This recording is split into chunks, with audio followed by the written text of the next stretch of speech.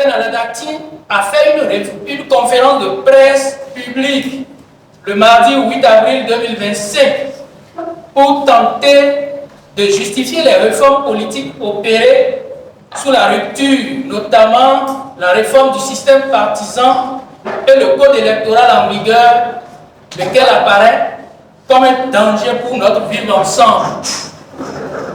Pour illustrer ses propos, l'honorable Aladati a présenté en début d'exposé une vidéo visant à montrer que toute la classe politique voulait des réformes politiques. Cela est vrai. Cependant, personne dans l'élément présenté par lui n'a estimé qu'il faut l'accaparement par une minorité de tous les secteurs vitaux de l'économie nationale et de toutes les institutions de la République. Par ailleurs, les débats ayant présidé à la création des deux partis siamois et les allers-retours vers le président de la République montrent à merveille que le bloc de la majorité présidentielle d'alors avait fait de graves concessions à la conception qui a conduit au parti unique en tentant de fixer au départ le nombre de partis politiques à créer. La suite ne s'est pas fait attendre. C'est l'Assemblée nationale monocolore et la tentative d'instauration de la pensée unique avec les contraintes à l'exil, les emprisonnements massifs et les tueries de population. Voilà ce que tente de justifier l'honorable Aladati. Le député conférencier va plus loin dans la théorisation de la mise entre parenthèses de la conférence nationale. Il prétend que le modèle issu de la conférence nationale ne marche pas et n'est donc pas applicable. Il essaye de nous brandir la géopolitique sans rien définir et sans aucune clarification sur sa posture dans cette situation internationale.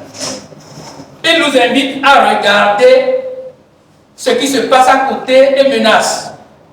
Si nous laissons ce que nous faisons maintenant, nous en avons pour 100 ans.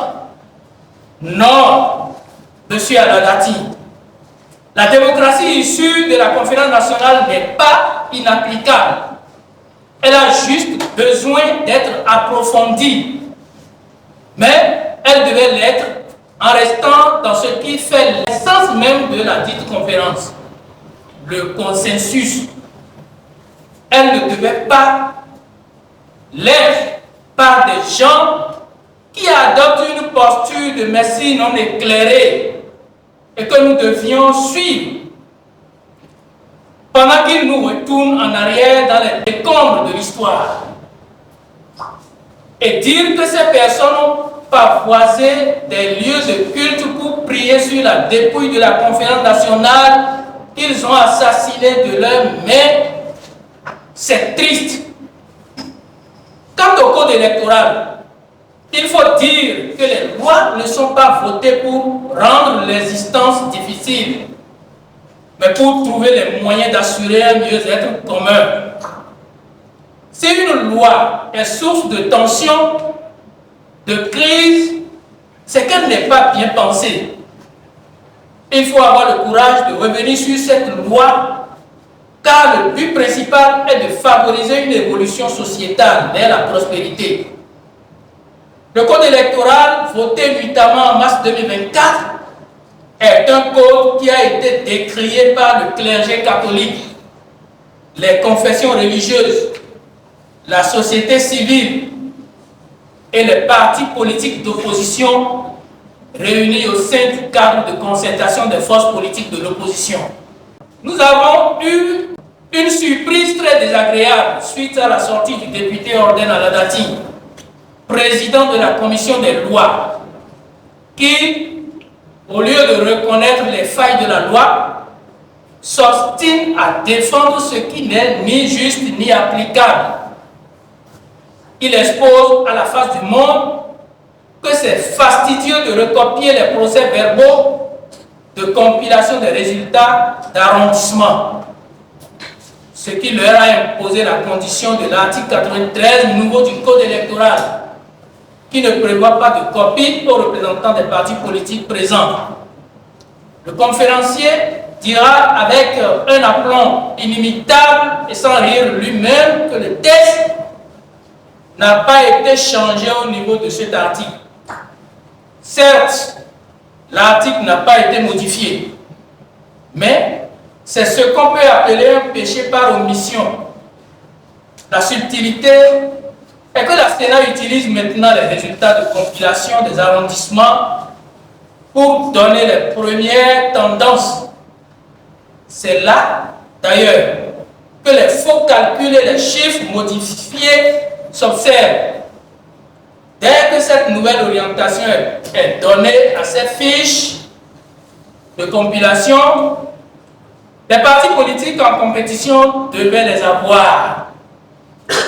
Nous dénonçons avec la dernière rigueur cette manière de vouloir programmer le vol des élections, puisque les photocopies et les flashs des résultats affichés par le coordonnateur d'arrondissement ne sont pas légaux devant la loi. Un autre problème inacceptable de ce code est que la liste électorale étant figée depuis novembre 2025, les électeurs qui auront le droit de vote entre novembre 2025 et avril 2026 ne pourront pas accomplir leurs devoirs citoyens. Cela est injuste et doit être corrigé. Sur la question du parrainage, l'honorable Aladati passe vite sur le choix porté sur le parrainage des élus au lieu de parrainage citoyen. Il a oublié de dire que quand ce choix se faisait, la mouvance présidentielle avait à elle seule la totalité des 83 députés à l'Assemblée nationale. N'est-ce pas de l'escroquerie politique? Actuellement, les maires ne sont même plus élus. Ils sont nommés. Le parrainage doit être étendu à tous les conseillers municipaux et communaux et devra être libre. Nous appelons à la relecture du code électoral pour garantir la paix, le vivre ensemble, car le Bénin est au-dessus de nous tous et nous devons le préserver. Je vous remercie.